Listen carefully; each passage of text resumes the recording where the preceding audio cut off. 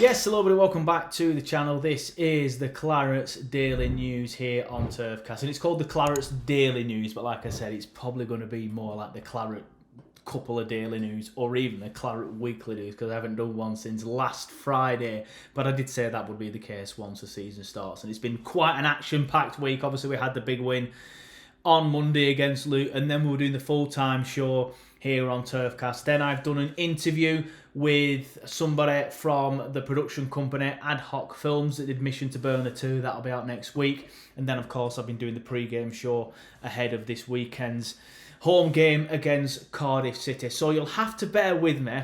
We have missed quite a lot. And obviously, I'm not going to cover the stuff that happened on Monday and Tuesday and Wednesday, because there's quite a lot of stuff to talk about that's happened today on Friday. And obviously, we have to start with the obvious.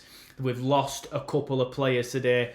One of them we kind of expected, well, we expected them both to lose, but one of them is a bit of a dagger into the heart, because I'm talking about Wilson Odobert, and I'll be honest with you, for those of you that don't know, I'm sure you do, Wilson Odobert has now officially, it's not a rumour, it just came out of nowhere, but he is now officially a Tottenham Hotspur player. He joined them today, it came out of the blue, there were no rumours, nothing. All of a sudden, I think it was Xiao obviously the Belgian journalist, he just said, oh, this is happening, it's imminent. Everyone's like, what? And then bang, the club announced it like 5 minutes later. It just came out of nowhere, like genuinely didn't have a clue.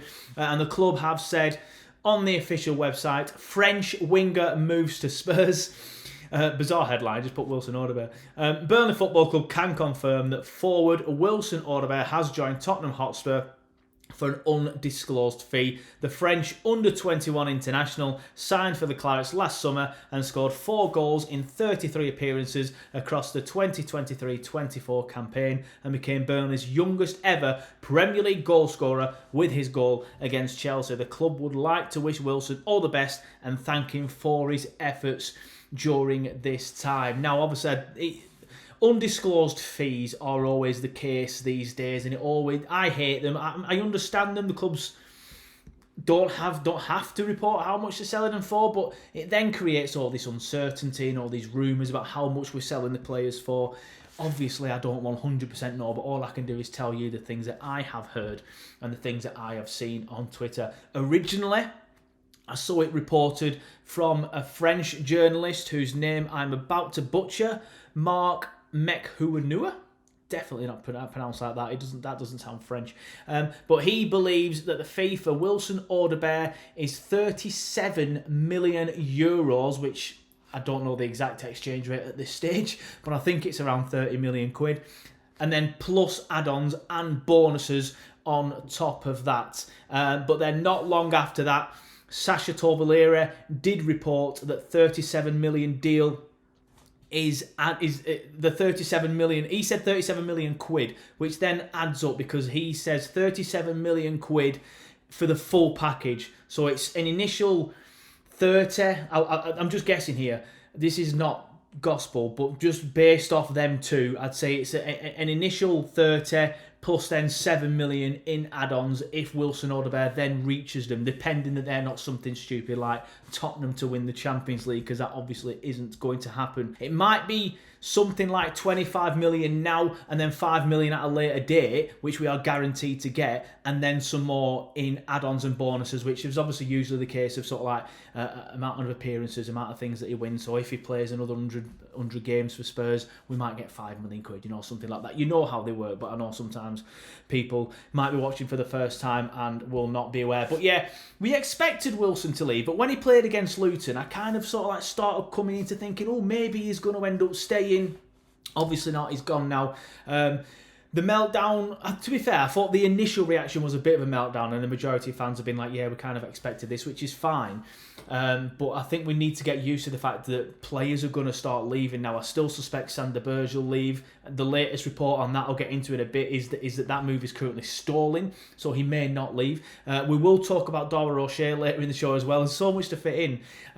But I still suspect that we're going to see some of these first team players leaving. So we need to get used to it, and we need to back the board and the manager, because we were that good on Monday night that even without Wilson Odobert, who I agree was very good on Monday night as well, I still feel like we have enough to get out of this league. But yeah, it's going to be interesting to see who plays in the number 10 role now tomorrow against Cardiff City. But we have players like Zeki Amdouni, we have players like Josh Brownhill, who's very good in this league in that 10 role. So it's going to be interesting to see who plays there tomorrow against Cardiff. Elsewhere, Wilson Odobert isn't the only player that's left Turf Moor today. Scott Twine has also left. And again, this is another one that we kind of expected, but it is also one that doesn't impact us as much as Wilson Odobert leaving. Obviously, Wilson Odobert is one of the best players we have. Not the best, but one of the best players that we have at the club. Scott Twine, although he's a very, very good midfielder, I don't think he would have been starting too many games this season for us. He could have, he did add depth, and he could have played quite a few games from the bench, or quite a few games, because the Championship's a harsh league, right? It's Saturday, Tuesday, Sunday, Wednesday. So there's going to be times where people pick up niggles, and we're going to need people of the Twine, sort of like the fringe players, basically, is what I'm saying, to step in. And I thought that may or may not have been Twine's role this season. Easy for me to say. But obviously there was a lot of rumours surrounding Bristol City, and that's where he's gone. Obviously he was on loan with them last season. He's gone back there to them, but this time on a permanent basis. So Scott Twine is no longer a Burnley player. He's left us on a permanent basis to go to Ashton Gate and join Bristol City. And he's from that kind of area as well. So I feel like this deal just makes sense for all parties. Bristol City have got a decent midfielder that probably will be one of their best players. Apologies for any Bristol City fans watching this if I'm wrong, but just by looking by the reaction from your fans, I feel like Twine is going in there to be one of your better players. We have better than him, so he wouldn't have played too much. We've made profit, I believe, on the fee, and we're trimming the fat off the squad because we know the squad's too big. But yeah, Scott Twine has officially, this is official again, not just a rumour, has officially joined Bristol City on a permanent basis after spending the end of last summer there on loan. But an article on the club website, again, it says midfielder moves to Ashton Gate in permanent move. Burnley Football Club can confirm that Scott Twine has joined Bristol City for an undisclosed fee. Twine joined the Clarets in the summer of 2022 from MK Dons and made 18 appearances during his first year at Turf Moor before spending last season on loan with Hull City and then Bristol City. Obviously, as I've already mentioned, the club would like to thank Scott for all his efforts and, you know, the usual last line. I like Scott. I am kind of sad to see him leave just because he seems like a really decent lad. But I do feel that we have better, and he's not good enough for what we want to achieve. He's probably good enough for the type of club that Bristol City are at the minute, where they're fighting to break into that top six. I feel like he's the perfect player for that sort of club. But for a club that has aspirations to win in the league and then hopefully not embarrassing themselves in the Premier League when they get back there again, I don't think he's at that age yet. At that stature yet. And for somebody who's 25, how much better is he really going to get? I know he's not in his prime years yet, and he will get better. But is he going to get that much better at the age of 25, where he develops into a player that is where we want to be? But again, undisclosed fee, obviously. But according to Bristol Live, the fee is £3.2 million plus add-ons, so that might end up somewhere up between 4 and 4.5. Obviously, again, I'm just thinking out loud here and guessing. I don't know what the actual add-ons are, but according to Bristol Live, the fee is 3.2 million plus add-ons. So again, I feel like we've made profit on him and Bristol City haven't overspent on him. So for me, it's a deal that works for all parties, despite sad to see him go.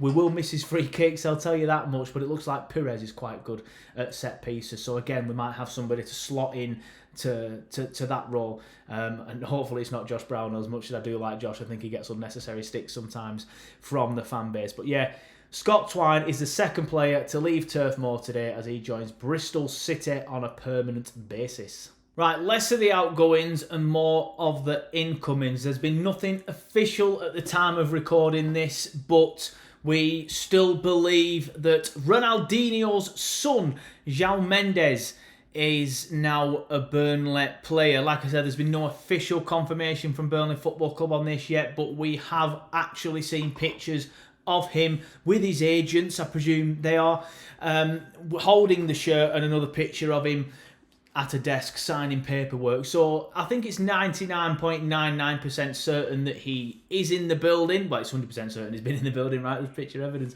But it's 99.99% certain that he's about to be officially unveiled as a Burnley player, or however we plan on doing it. I'm not sure whether he's going to go into the seniors as like a youngster, or he's for the under 23s. But he's quite obviously a Burnley player because there's pictures of him in there. It's just the fact that the club haven't said anything on it yet. However, at the press conference on Thursday, Scott Parker was asked about this, and his official words were that there is something there in regards to the signing of Xiao Mendes, but says there is still some paperwork to do for the club to complete the deal. So just thinking out loud, this could be way off the mark, but something like international clearance, a work permit, something like that. So it looks like he's signed on the dotted line.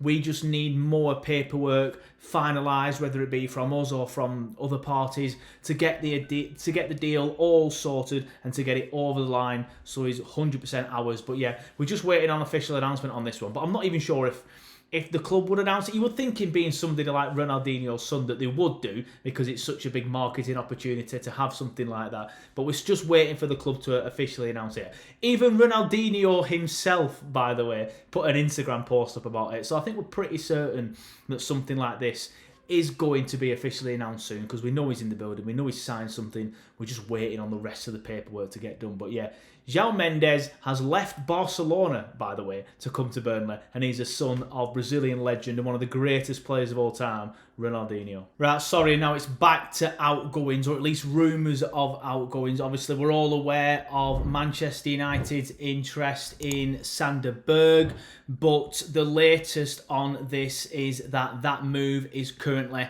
stalling because Manchester United feel that the transfer fee requested by Burnley is unrealistic. This comes from Rob Dawson, ESPN, and I saw it then picked up by some other reputable journalists. So at the minute, and now it's obviously not a suggestion that it won't happen, but it's a suggestion at the minute that maybe Manchester United are playing the game a little bit here. They're thinking, right, we don't want to pay 30 million quid for him, which is apparently what Burnley are asking for, according to some reports that I saw earlier in the week, but obviously I didn't get a chance to cover it on this show. But reports earlier in the week suggested that Burnley are going to be asking Manchester United, or anyone that wants Sander Berge, really, for 30 million quid. Manchester United have gone, we don't really want to play that one. I'll tell you what we'll do.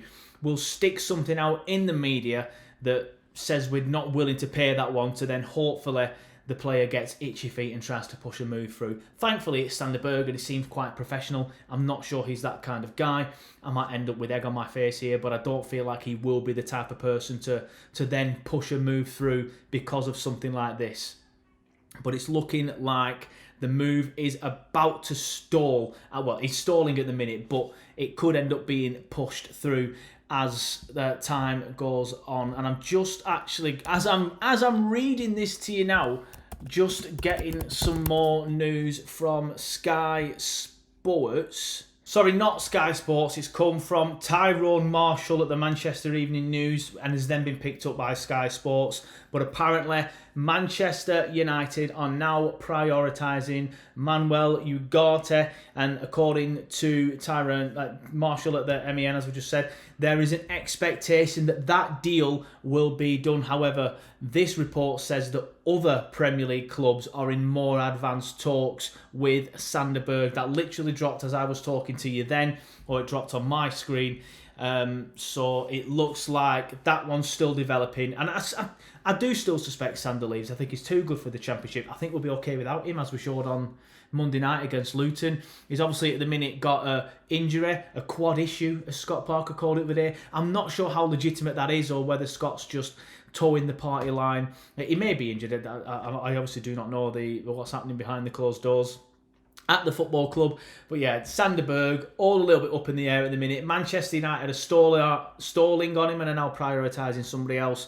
But according to Tyrone Marshall at the MEN, other clubs are in more advanced talks. So I guess we're just going to see what happens with Sander over the next few days.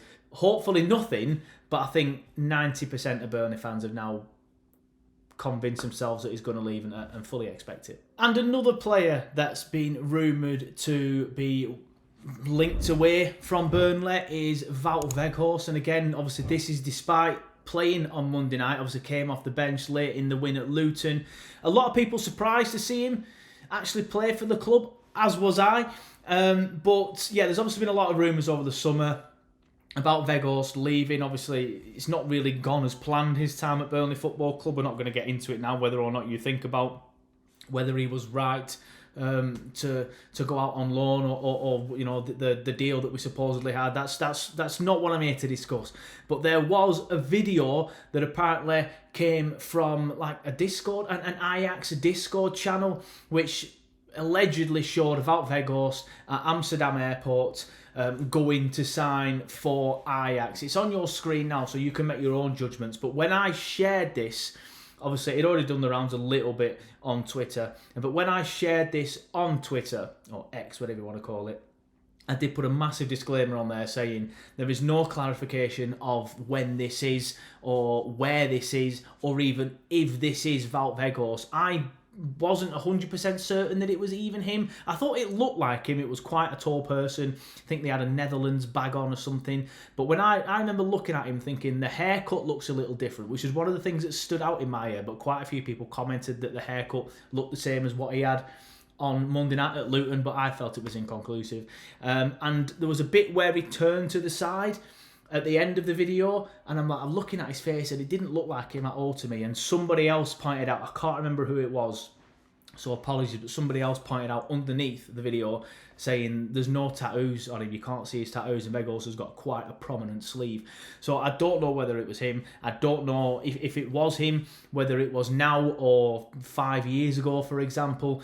But it turns out that the club have since then tweeted a picture of him in training, and I was told he was in training. I'm recording this on Friday, that he went to training at the club on Thursday. And actually, just looking at that picture now, just looking at it again, the haircut does look similar. If I'm honest, the haircut does look similar. But again, it doesn't clarify anything in terms of when this was, or even if that was Amsterdam Airport. A lot of people who go to Amsterdam quite regularly were commenting underneath saying, yeah, that's definitely Amsterdam Airport, but it doesn't, again, it could have been whenever. But it made it look like the move was imminent and that he was going to Ajax. He could have just been nipping home to see family as well, by the way. Even if it was him, and it was now, it could have just been nipping home to see family. Who knows? But yeah, a video surfaced which was put on Twitter and stuff by Ajax fans who were saying that, you know, he's on his way to sign for Ajax. But since then, the club have tweeted a picture of him